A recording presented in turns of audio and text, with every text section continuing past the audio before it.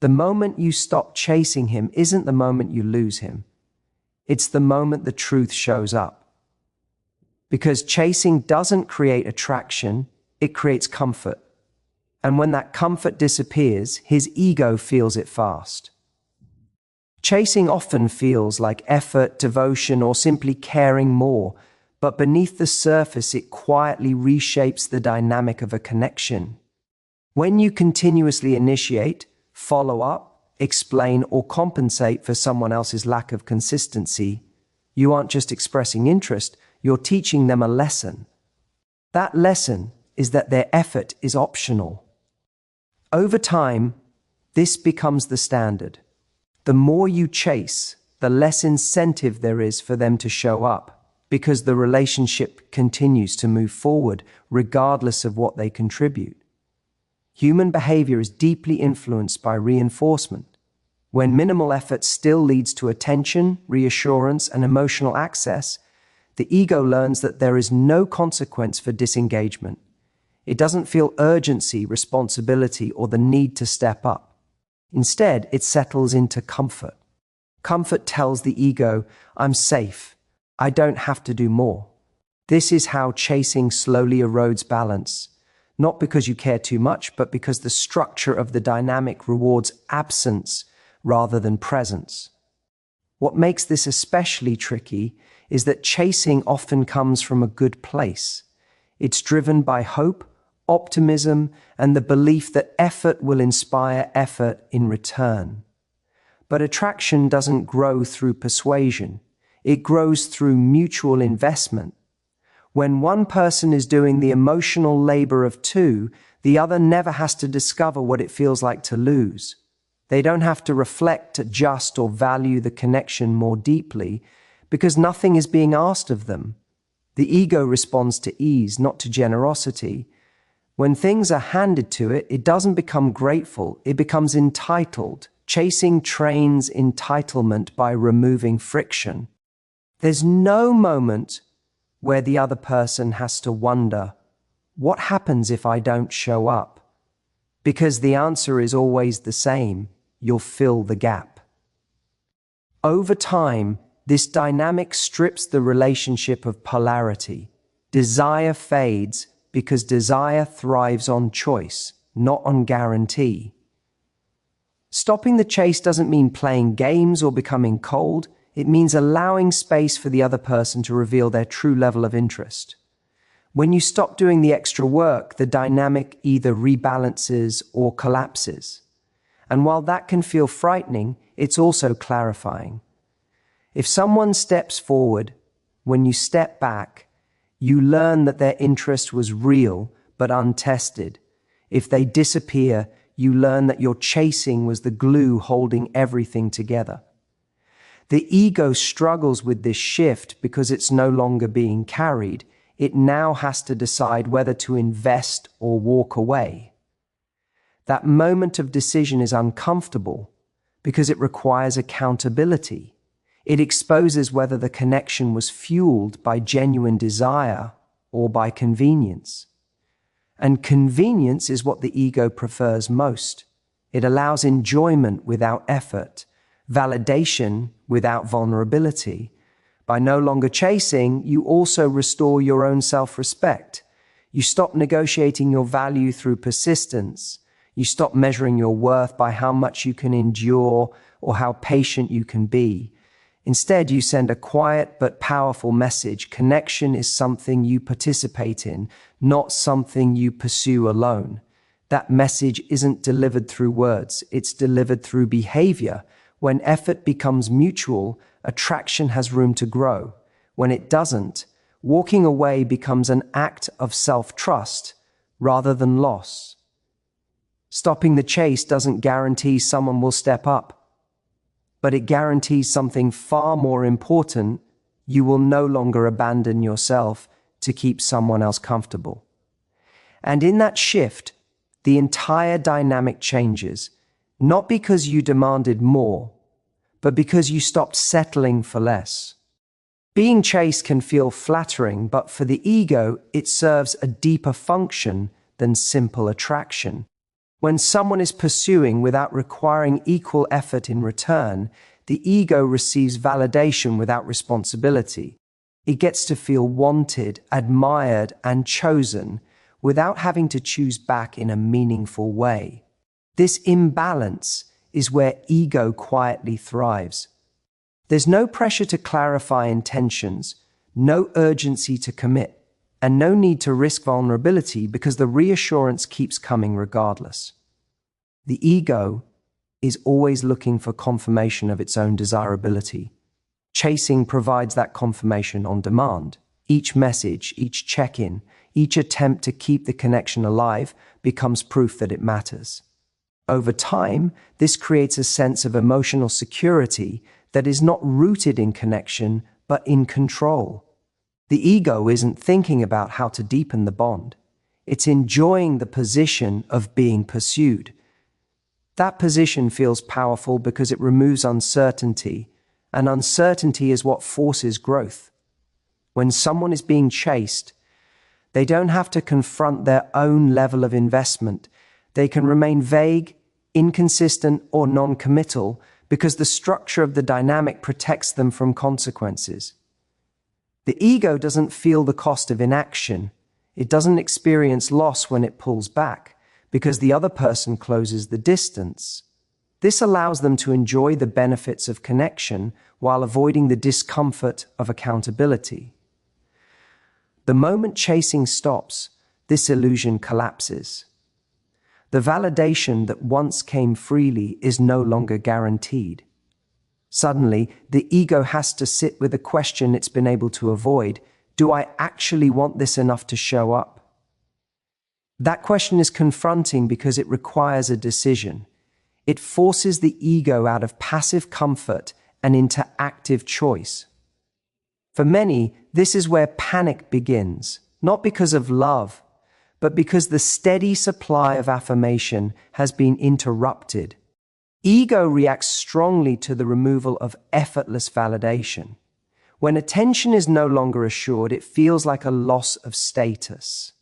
The absence isn't just about missing the person, it's about missing the feeling of being wanted without effort.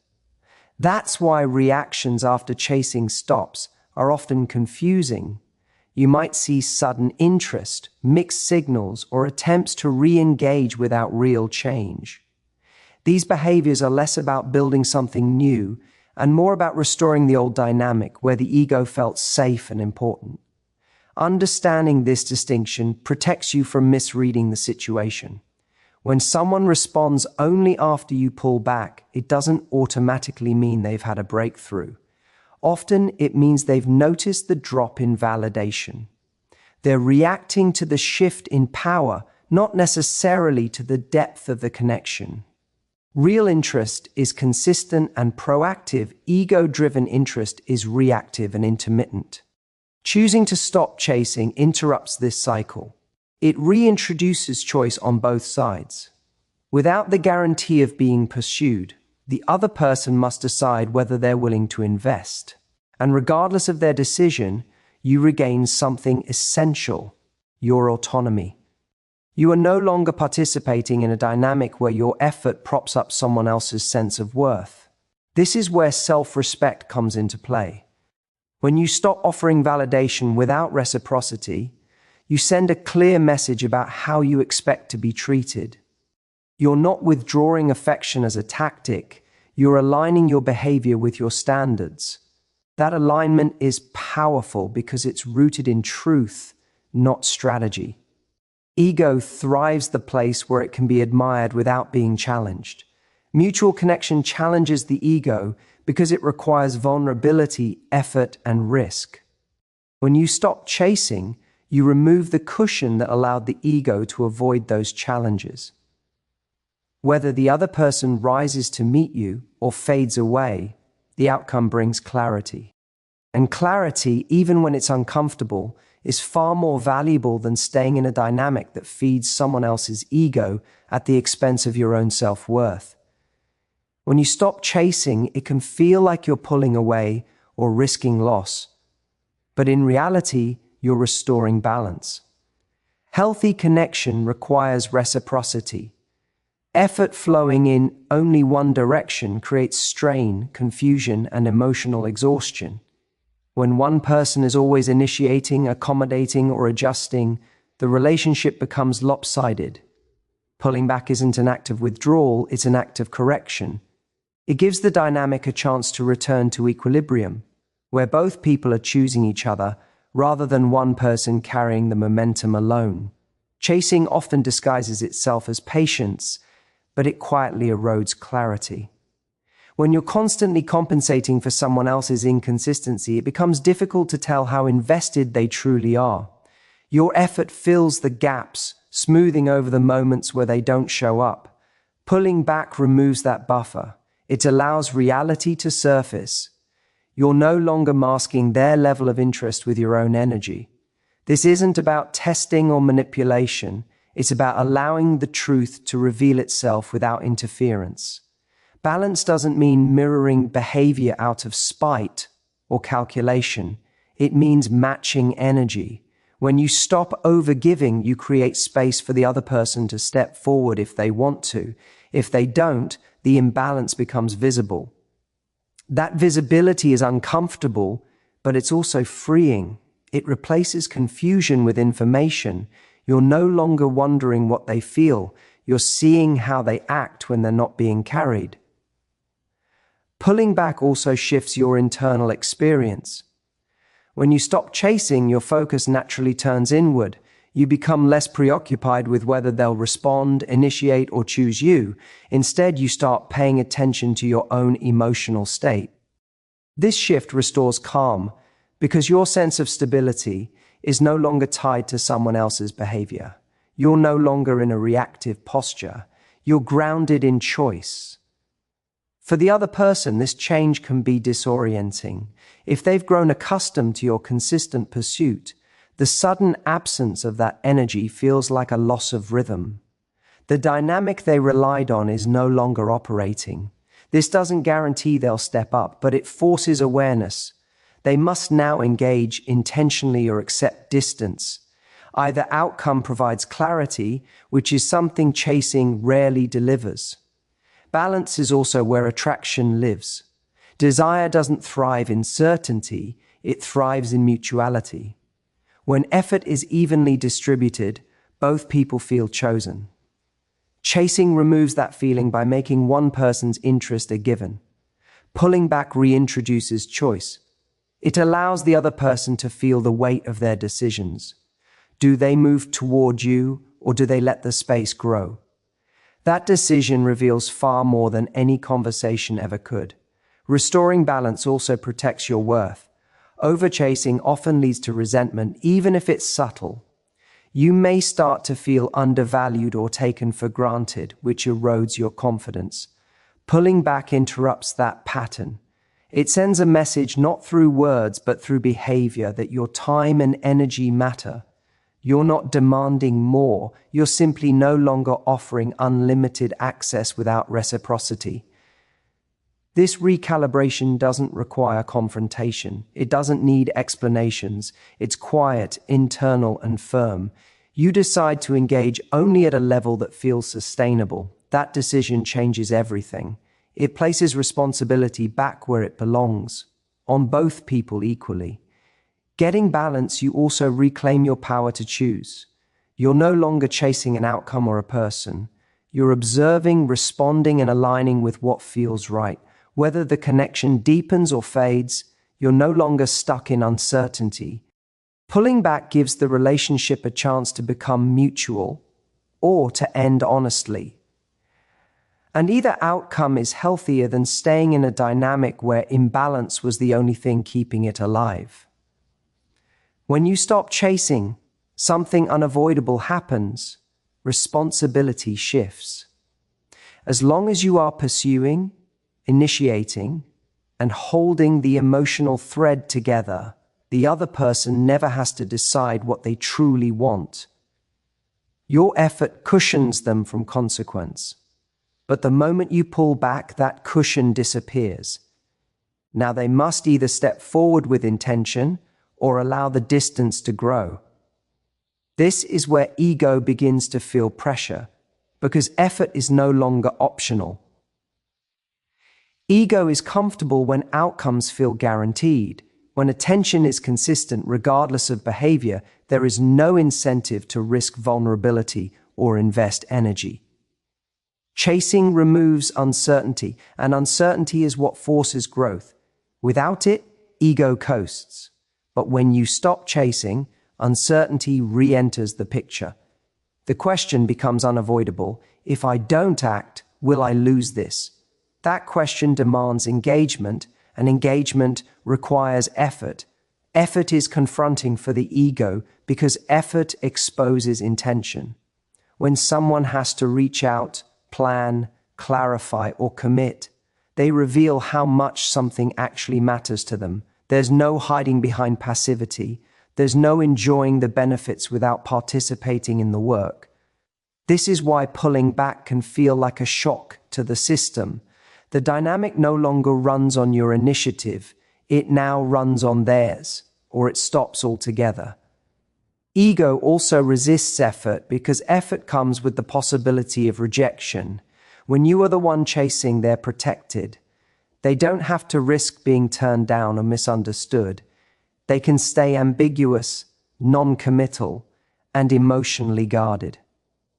But when the roles reverse, or even level out, they must confront vulnerability. They must choose to show interest without knowing how it will be received. For an ego that prefers control, this is deeply uncomfortable. This is where problem often appears, not in the form of clear commitment, but in small reactive behaviors. A sudden message, a check-in, a reminder of shared memories. These are often attempts to regain the sense of ease they had before, to test whether they can restore the old dynamic without changing their level of effort. Ego is not trying to build something new, it's trying to preserve comfort. Understanding this helps you stay grounded.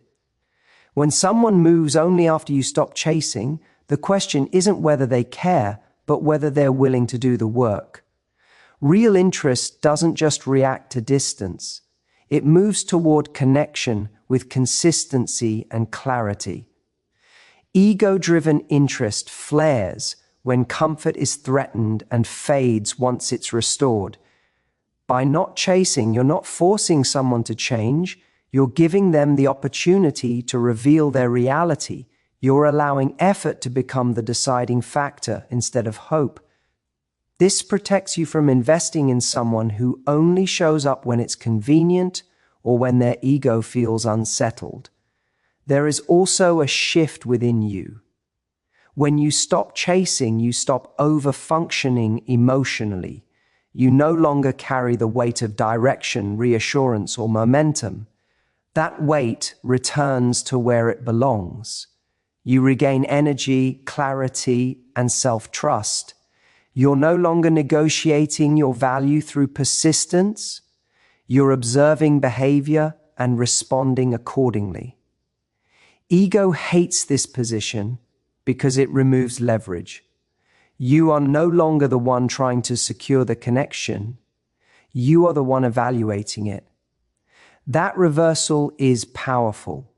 It changes the entire emotional dynamics. The question is no longer, how do I keep this? But does this meet me where I am? When effort must be earned rather than assumed, truth surfaces quickly. Some people rise to the moment, others disappear. Both outcomes are valuable because they save you from illusion. By stepping back, you allow the dynamic to speak for itself. And in that clarity, ego loses its advantage. Because attraction is no longer guaranteed, it must be chosen. Chasing creates noise. It fills the space with messages, explanations, reassurance, and effort that can easily blur the truth of how invested someone actually is. When you are always reaching out, keeping the connection alive, or smoothing over distance, you unintentionally mask the other person's real level of interest. Their silence, hesitation, or inconsistency gets covered by your persistence. In that environment, it becomes almost impossible to see clearly because your effort is doing the work, their actions are not. The moment you stop chasing, the noise disappears. What remains is behavior, and behavior, when left alone, is incredibly honest. Without your energy propping things up, there is nothing to distract from the truth. Either they step forward with genuine effort, or they fade into the background. That response tells you far more than any words ever could. Silence becomes information, not rejection. Your absence creates contrast. When you are always present, your presence is taken for granted. It becomes part of the emotional background. But when you step back, your absence becomes noticeable. Not because you are trying to create drama, but because you are no longer compensating. This contrast reveals how much of the connection depended on you. If the bond was mutual, your absence prompts action. If it wasn't, the connection collapses quickly, exposing that it was sustained primarily by your effort. Chasing often keeps you stuck in interpretation mode. You carefully look the text, tone, timing, and mixed signals, trying to decode meaning. When you stop chasing, interpretation becomes unnecessary. You don't need to guess what someone feels. You see how they behave when they are no longer being carried. Clarity replaces confusion. And while clarity can be uncomfortable, it is also deeply grounding. It frees you from emotional guesswork. For the other person, your absence removes the safe bubble. They can no longer rely on your consistency to maintain connection without effort. This forces a decision. Do they value the connection enough to invest? Or were they simply enjoying the convenience of being pursued? This moment exposes true investment because it removes all external pressure. Any step they take now is voluntary, not prompted.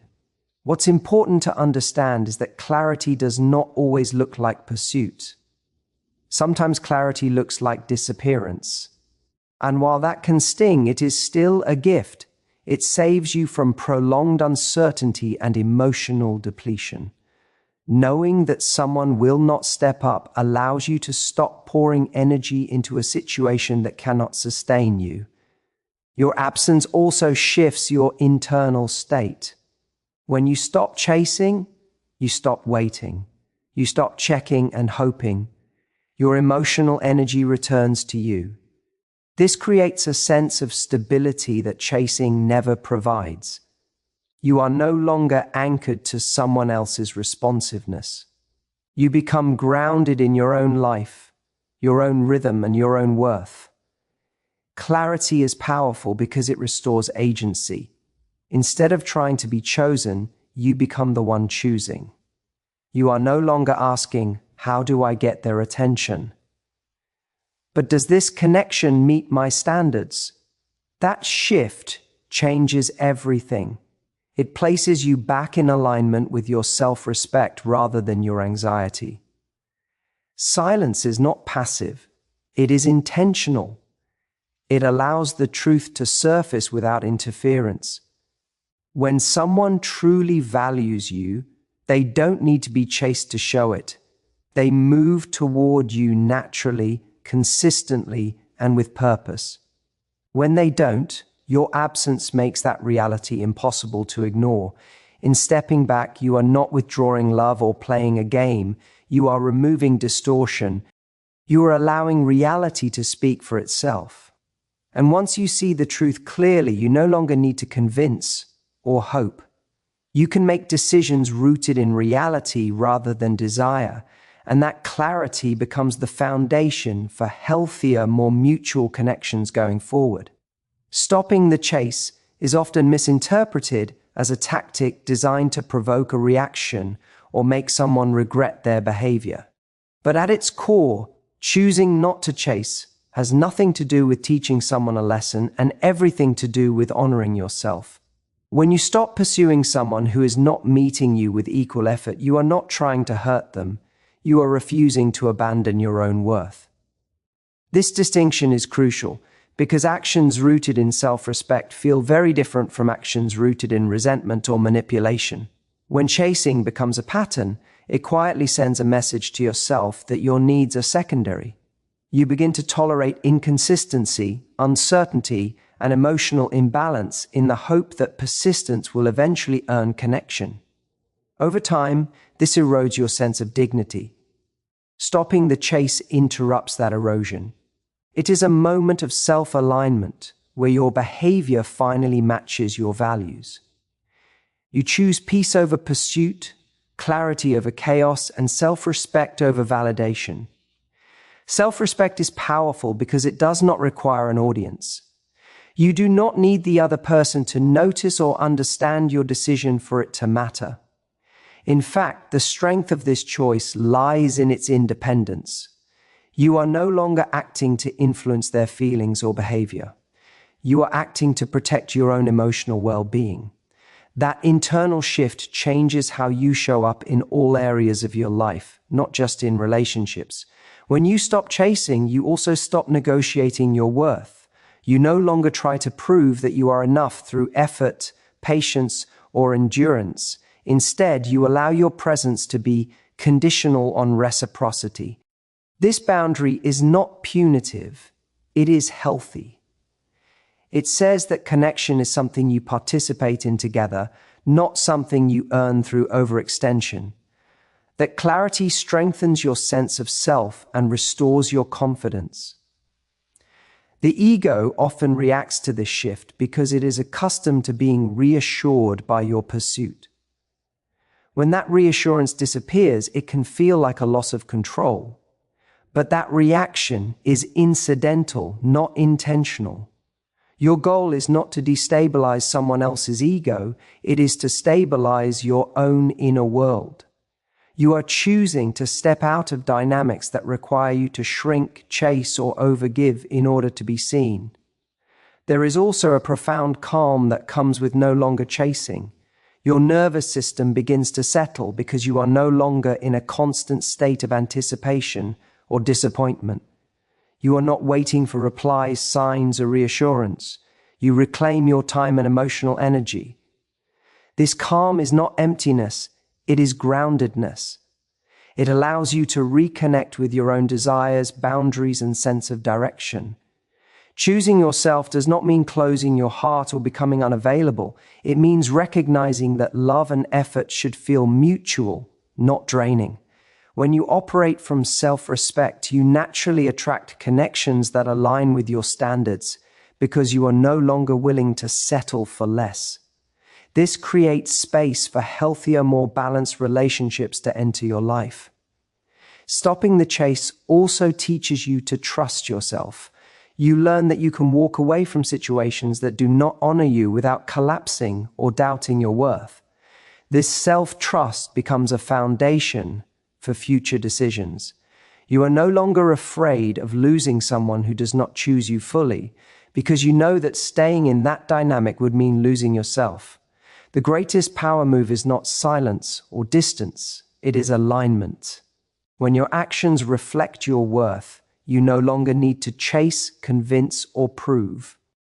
You stand firmly in the knowledge that being chosen should feel natural, not forced. And in choosing yourself, you create a life and relationships that are rooted in dignity, peace, and genuine connection, rather than ego-driven dynamics. In the end, stopping the chase isn't about hurting him. It's about choosing your worth. When you respect your energy, things become clear, effort becomes equal, and you stop trying to prove yourself because you already know it.